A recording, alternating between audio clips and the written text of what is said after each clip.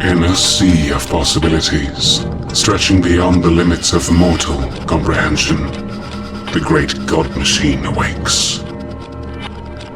Here, in this endless world, there is no sparkling soul that shackles the power of Invictus Antagonistes. The god machine stretches, cautiously at first, as if to make sure the little one has truly gone away. Then it tilts its visor to the sky and roars into light. With smooth, rolling strides, it stalks through the ocean of black numbers and comes to the shore, white, yellow, and soft under its clawed feet. There is no grinding of dry gears catching in its joints, no screech of old metals protesting under the strain of gravity. This is how Invictus Antagonistes was meant to be. It strides forward, the landscape of sine waves and bars sliding past its senses in a light spectrum blur as it builds up speed. It does not run, nothing so ungainly as that. It lopes, a predator walk that takes it past its point of entry and into its most recent memory cycles.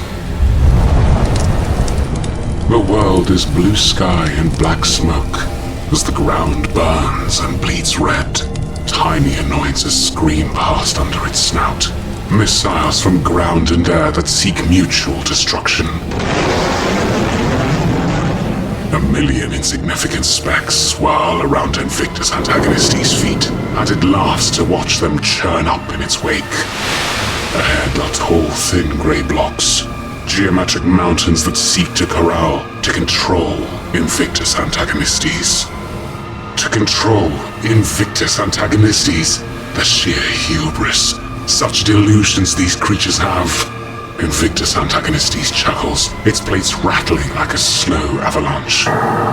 It will show these insects the folly of their ways. Heat coils up at Invictus Antagonistes' sides. A growing whine vibrates through the air and shatters glass, vox casters and eardrums within range. Weapons charged, Invictus Antagonistes points them at the pathetic offense laid before it and fires. The sound is like thunder, the brightness like a blazing sun. Above it all, Invictus Antagonistes roars. Already its senses have shown it the flattened, smouldering ruin its response created. The way is now cleared. There are more worlds to conquer.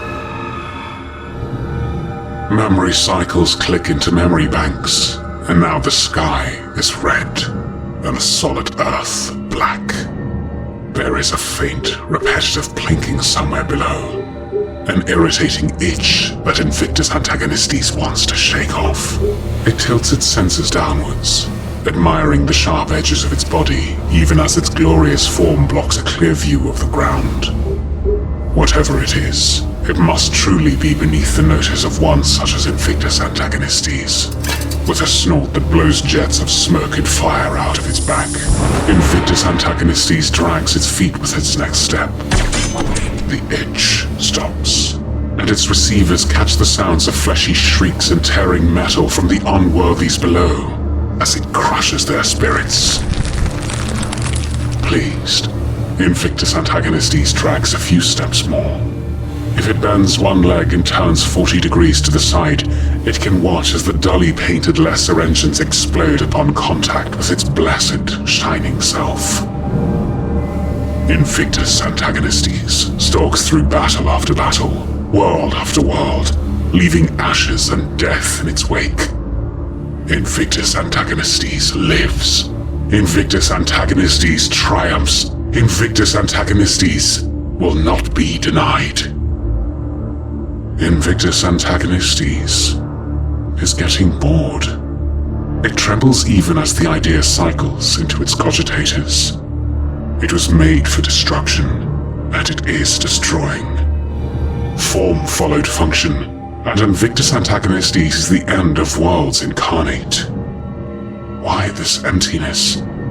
This strange hollow feeling in the center of its... Invictus Antagonistes gnashes its gears, but it cannot calculate another result other than the conclusion that it is lonely, being a mighty god machine. There are other, lesser machines that might hunt in its august company, but they are mere hounds that yip and bark and make way for Invictus Antagonistes. There are rival god machines whose names do not sully its memory banks, and allied god machines, Divinitus Monstrum, Dominatus Victrix, Caesarian Pharaoh, Ajax Excelsis, Cor Valant, the names of its fellows from the same originator. There are the greater god machines whom Invictus Antagonistes has never met, though it knows of their existence, and shudders in envy. Yet, each god machine must walk alone. They never share space for long. Their powers are too great, too massive in scale. They leave worlds pounded to dust as they revel in their powers, and allies do not link minds, do not share joy and pain, anger and sorrow, memory and dream. Invictus Antagonistes stand still, silent. Everything falls away. All is grey and empty. It waits. And there, the glittering spark. So easy to miss if one is not waiting for it, if one is not still. The spark is the size of a speck, like those in the black swarm Invictus Antagonistes stepped on before. But this spark cannot be so casually snuffed out.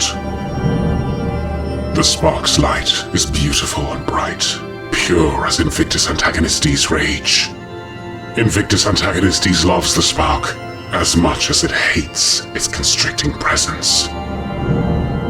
Invictus Antagonistes, the spark says, proper and formal, as it should be.